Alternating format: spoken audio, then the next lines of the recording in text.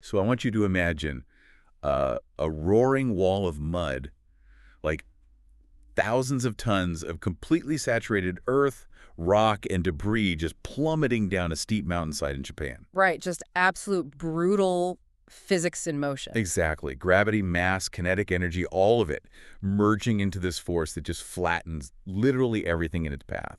And you are trapped in a van, sitting directly in the trajectory of all this destruction. Oh man, terrifying. Yeah. But right before it crushes you, the entire cascading wall of Earth it just stops. Stops completely. Just halts mid-descent. Not because it hit a barrier and not because the ground leveled out or anything. It just pauses for exactly 16 seconds. Wow.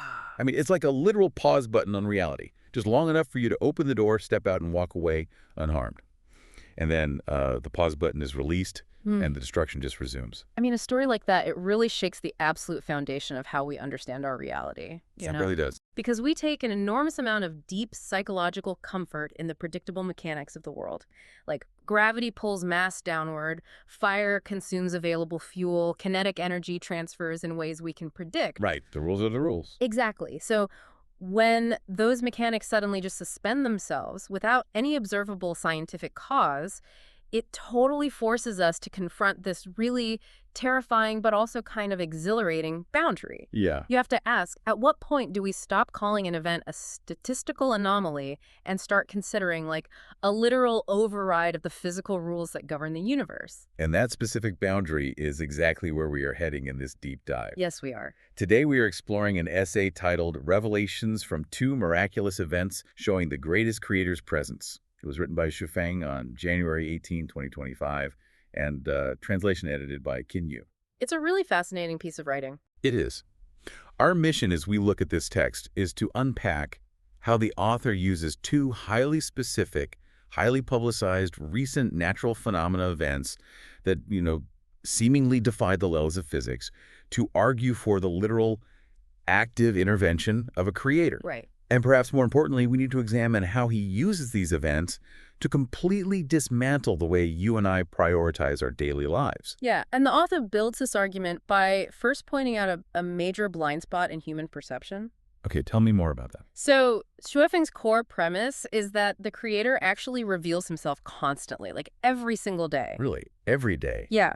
But because those manifestations are so reliable, the rising of the sun, the intricate balance of the biosphere, the changing of the seasons, we just become completely desensitized to them. I see. And categorize them as just quote-unquote nature, and we just start paying attention. So it basically just becomes background noise to us. Exactly. I mean, if the sun rose in a different color every day, we'd marvel at it.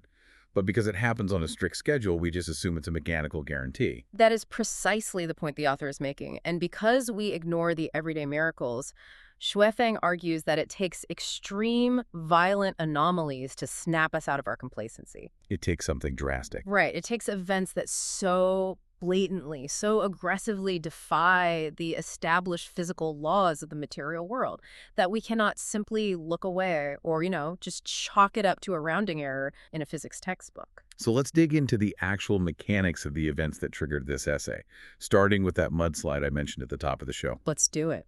Because to truly grasp the philosophical claims the author is making, we have to look at the how and why of these specific moments where the material world seemingly just stopped behaving as it should. Yeah, the details are wild. Event number 1, November 17th, 2024, in Atami, Japan. I want to really emphasize the physics here. Fluid dynamics dictates that once a viscous mass of soil and water is moving down a gradient, it carries massive momentum. Unstoppable momentum, basically. Right. Stopping it requires an equal or greater opposing force.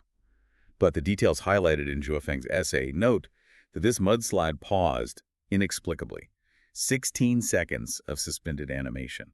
No physical barrier stopped it at all. And from a purely mechanical standpoint, a 16-second pause in a cascading debris flow is essentially impossible under our standard understanding of physics. Impossible. Completely. The sheer weight and gravitational pull acting on that mud cannot simply be negated without a counterforce. No. The sudden suspension of kinetic energy followed by its sudden resumption, it points to a localized disruption of physical laws. It makes me think of a glitch in a highly complex video game. Oh, that's a good comparison. Like when you're playing an immersive game and the physics engine suddenly fails, a character just freezes midair or falling rocks just hover in the sky for a few seconds. Right, right. When you see a glitch like that in a digital world, you immediately know there is a programmer. Yes. But more importantly, you know that whoever wrote the base code of the game has the admin privileges to rewrite it or pause it for specific users at specific moments. That is the exact feeling this Atami event evokes. I think that is a highly functional metaphor for Zhifeng's worldview here. Natural laws, gravity, thermodynamics, fluid dynamics, they're simply the base code of the material world. And the creator retains ultimate administrative privileges. Exactly. But the author doesn't stop at the mudslide. The essay points to a second event that is perhaps even more jarring in its selectivity. Event number 2, Hmm. January 7, 2025, Malibu, California. Yeah, this one is intense. We have all seen the footage of how raging, unpredictable, and just absolute wildfires can be. The thermodynamics of a wildfire are vicious. The fire triangle requires heat, fuel, and oxygen. Right. In Malibu, all three were present in massive quantities. The inferno was fueled by intense winds, destroying more than 700 homes. But right in the dead center of the destruction, a single mansion was left completely untouched. It's unbelievable. The fire didn't just miss it. It seemingly ignored the available fuel. It spared one specific house, while literally everything around it was reduced to white ash. And this is where we have to really analyze the mechanism of the event. For a house in the center of a firestorm to survive, the ambient radiant heat alone, which often reaches thousands of degrees, would normally be enough to spontaneously ignite the structure, even without direct flame contact. Wow, even without the flames actually touching it. Yeah. Embers are driven by gale force winds. The fact that the thermal radiation seemingly failed to interact with the materials of the specific house is what Zhifeng focuses on. It's just so specific. It is. For the author, a fire ignoring fuel or a mudslide pausing its descent are not scientific mysteries waiting to be solved. They are deliberate, targeted, localized interventions by the creator. Okay, I want to pause here and push back on that conclusion just a bit, using a quote from Zhifeng's own essay. Sure, let's hear it. The author writes, "There are no impossible things, only those that we cannot imagine or fail to think differently about." That's a great quote. I actually love that phrasing. Yeah. But it forces me to ask a critical question here. Is a pausing mudslide or a fireproof house truly a supernatural event? Or is it just a physical phenomenon we haven't figured out how to measure yet? That's the big question, isn't it? Right. Historically, humanity used to call solar eclipses divine interventions because our scientific imagination hadn't caught up to celestial mechanics. Hmm. Are we just doing the exact same thing here? From a strictly scientific and historical standpoint, your skepticism is completely warranted. Okay, good. Anomalous behavior does not inherently equal supernatural intervention. Think about how the scientific community first reacted to the concept of dark matter or quantum entanglement. Phenomena that seemed to violate classical physics entirely, but were eventually recognized as natural laws we simply hadn't mapped out yet. We just needed better maps. Right. A physicist might argue that the Atami mudslide encountered an unseen subsurface geological vacuum, or that the Malibu house benefited from a freak, localized microclimate of wind currents that deflected the thermal radiation. It's the classic God of the gaps argument. We just plug the divine into the spaces our science hasn't filled yet. Exactly the tension we're navigating here. However, it's important to note that Zhifeng takes a definitive, uncompromising stance against that scientific reductionism. He's not buying the future science excuse. Not at all. The essay argues that trying to map these anomalies to future scientific discoveries entirely misses the point. The author asserts that these events are intentional, spiritual mechanisms at work, deliberately bypassing natural laws. Which is a huge claim. It is, and that claim requires us to look at the most complex and challenging part of this entire deep dive. Okay, let's follow Zhifeng's logic then.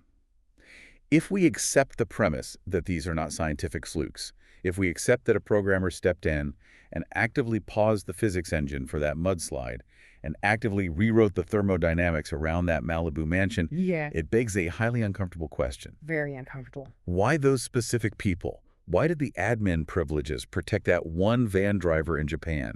Why that one homeowner in California? What actually triggers this localized divine safety net? Well, according to the text, the trigger is spiritual purity. Spiritual purity. Yes. Zhifeng clearly asserts that individuals who possess good thoughts, good words, good deeds, and good actions are explicitly and tangibly protected by heaven. Okay. Furthermore, having a deep reverence for the Creator, for life, and for nature is what ensures this protective state. It is not random. It is a direct cause and effect relationship based on the inner life of the individual. So it operates almost like a metaphysical force field. That is precisely how the author frames it. The text claims this divine power literally invalidates material rules. It is a shield protecting these spiritually aligned individuals not just from mudslides and fires, but from plagues, terminal illnesses, and general misfortune. That is wow. And what is particularly fascinating is how Xu synthesizes this concept across the spectrum of major world religions. How so? The essay points out that these miraculous survival events validate the core teachings of Jesus, of Shakyamuni Buddha, and of the immortal Laozi. The author weaves Christian concepts of divine grace, Buddhist concepts of karma, and Taoist concepts of harmony with nature into a unified, functional theory of physical protection. It's pulling from everywhere. Yeah, karma and spiritual purity in this essay are not just moral metaphors for feeling good about yourself. They are literal physical shields against catastrophe. Okay, we have to lean into the heavy, profound tension in this worldview, especially for you, the listener, trying to process this framework. It's a lot to take in. It is. Because if we follow Sweffing's logic, that the person in the untouched Malibu mansion was saved specifically because of their spiritual reverence, their good thoughts, and their good deeds, the inverse implication is staggering. It really is. Is the author implying that the 700 people who lost their homes in that exact same fire were lacking in goodness? That they were somehow deficient in reverence? I mean, that is a brutal dichotomy to digest when we look at real-world tragedy. It is the ultimate philosophical friction point, often referred to in theology as theodicy. Theodicy, right. The attempt to answer why a just and protective divine force allows the arbitrary distribution of suffering. Most modern spiritual frameworks try to soften this blow, suggesting that bad things happen to good people because of a fallen world or random chance, or that God suffers alongside the victims. Right, trying to make it easier to swallow. Exactly. But Suifeng does not soften the blow. The text states, and I quote, "Those whom heaven protects are the wise. Those whom heaven abandons are invariably the foolish." The essay embraces this stark dichotomy completely. Abandoned by heaven. That is an incredibly heavy phrase. It feels almost transactional. It is challenging because it runs counter to the modern egalitarian view of tragedy, where we view disaster victims purely as victims of circumstance.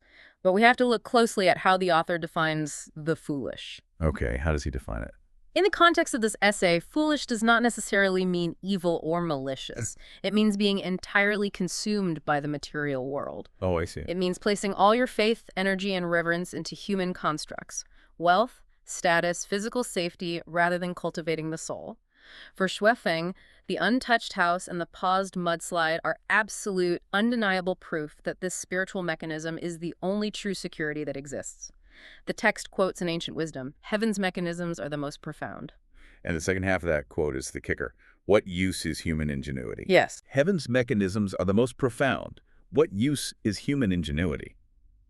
Which brings us to the ultimate thesis and the practical application of this essay. If spiritual purity is literally the ultimate survival tool, if cultivating your soul is what actually overrides gravity and stops fire from burning your house, then according to the author, the entire value system of modern human society is completely backward. It really demands a total reevaluation of where we spend our energy. Absolutely. Think about the sheer volume of time and resources we pour into human ingenuity. We purchase comprehensive insurance policies. We spend decades clawing our way up career ladders to secure financial stability. We rely on advanced medical prevention. We Wow. chase academic degrees to ensure our relevance. Exactly. We build physical fortresses to protect ourselves from a material world that we know is dangerous. Weifeng is essentially calling this entire modern infrastructure a fool's errand if the inner spiritual life is neglected. The essay argues that a perfected soul is vastly, fundamentally superior to money, power, fame, wisdom, and human connections. There's another quote from the text that stood out to me. Which one? If one corrects their body and mind, true essence and spirit will reside within, and great talents and virtues will arise from them. A powerful sentiment. So the prescription here is that instead of obsessing over preventing disease and disaster in the physical material world, our primary obsessive focus should be on perfecting what the author calls our spiritual garden. And this completely redefines the purpose of human existence. The essay describes life as, quote, "merely a journey for life through the human world." Just a journey. Yes, It uses a brilliant metaphor of a traveler. The author describes the wise traveler as someone who enjoys the scenery along the way, maintains a state of reverence, and is consequently protected by heaven. And the foolish traveler. In contrast, the foolish traveler is the one who spends the entire journey frantically chasing after money, wealth, fame, and power, and is subsequently abandoned by heaven when the material world inevitably fractures. Let's flesh out that traveler analogy because I think it is incredibly relatable. Go for it. Imagine someone going on a wildly expensive, once-in-a-lifetime vacation to a pristine tropical island. They spend years saving for it. But instead of walking out to feel the sand or swimming in the ocean or watching the sunset, they spend the entire week sitting in the hotel lobby, screaming at the concierge about a $4 minibar charge on their room tab. Oh, that is so spot on. They are so hyper-fixated on the transaction, on the material accounting, on the human ingenuity of the billing system, that they completely miss the paradise they are standing in. They are the foolish traveler. That captures the psychological tract Shufeng is describing perfectly. The essence of life, according to the essay, lies in purifying the soul. It explicitly states that among all worldly concerns, this purification is the greatest. Everything else is just noise. Everything else, the mini-bar disputes, the corporate promotions, the accumulation of real estate, is a vast distraction. And worse than being a distraction, it leaves you entirely vulnerable. Vulnerable to the physics engine. Precisely. Because when the physics engine of the world throws a wall of mud at you, your bank account and your insurance policy cannot hit the pause button. Only the spiritual mechanism can do that. But, I have to ground this in reality and ask about our practical agency here. Sure, it's a fair question. Shuifeng tells us that human ingenuity is useless compared to heaven's mechanism. But practically speaking, as I journey through the human world, don't I still need to pack a life jacket? Well, Can I balance perfecting my spiritual garden with, say, still installing smoke detectors in my hallway? Does believing in a localized divine safety net mean we are supposed to completely abandon our own practical self-preservation? If I perfect my soul, should I cancel my homeowner's insurance? that is the ultimate friction point between the material and the spiritual, and it's a debate that philosophers and theologians have wrestled with for millennia. Where does divine providence end and human responsibility begin? Right. Where's the line? However, Suofeng's phrasing in this particular essay is quite absolute. Really absolute. Very. The text says, God's power invalidates all rules and laws of the material world. It leans heavily into the idea that if your spiritual garden is truly perfect, the smoke detector essentially becomes obsolete because the physical fire simply will not be permitted to consume your space. Wow. So no half measures. No. The text reads, and this is a direct quote, "Those favored by heaven are impervious to water and fire, immune to plagues, free from terminal illnesses, and untouched by disasters." It is a radical, uncompromising departure from our modern secular reliance on technology and self-preservation. It is incredibly radical, and it asks a whole lot of the reader. So let's take a step back and look at the trajectory of the journey we've been on in this deep dive. Let's do a quick recap. We started with two shocking, visceral stories of survival that seemingly defied the laws of physics. A massive wall of mud in a Tommy, pausing for exactly 16 seconds in November 2024, and a single mansion sitting perfectly untouched in the middle of a 700-home infernal wasteland in Malibu in January 2025. And from those physical anomalies, we unpacked Suifeng's profound argument that these events are not scientific blind spots waiting to be measured, but intentional, localized manifestations of the Creator altering base reality. Right. We examine the inherently challenging premise that spiritual purity, cultivating good thoughts, words, and deeds, acts as a literal physical shield against material disaster, validating the ancient wisdom of multiple world religions. Which brought us to the ultimate demand the essay places on us, which is the reevaluation of our daily priorities. The stark warning that chasing money, power, and status makes us foolish travelers who are ultimately abandoned to the harsh physics of the material world. While those who focus entirely on perfecting their internal spiritual gardens are the wise travelers enjoying the scenery, protected by an override of natural law. That sums it up perfectly. So I want to turn this directly to you, the listener. Take an inventory of your own journey right now.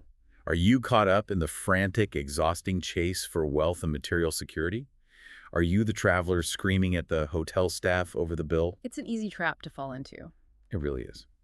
Or are you actively taking the time to cultivate your inner spiritual garden, enjoying the profound scenery of life, and placing your trust in a mechanism larger than your own human ingenuity? It requires a massive psychological shift to even entertain living that way, letting go of the illusion of control that our material wealth provides us. It really does. But I want to leave you with one final provocative thread to unravel on your own, building on the logical conclusion of Shofeng's claims. Oh, I like the sound of this. If, as the essay asserts, divine power invalidates material rules, and if our individual internal spiritual purity can literally bend the laws of physics to halt a mudslide for one single van driver, what does that imply about the collective power of human consciousness? Oh, that is a massive thought. Consider the scale of it. If an entire city or an entire society somehow managed to cultivate this perfect spiritual garden together, could natural disasters even exist in that geographic location at all? It's wild to think about. Right. Or would the very physical geography of the Earth, the tectonic plates, the climate, the behavior of fluid dynamics be fundamentally forced to respond to our collective inner state?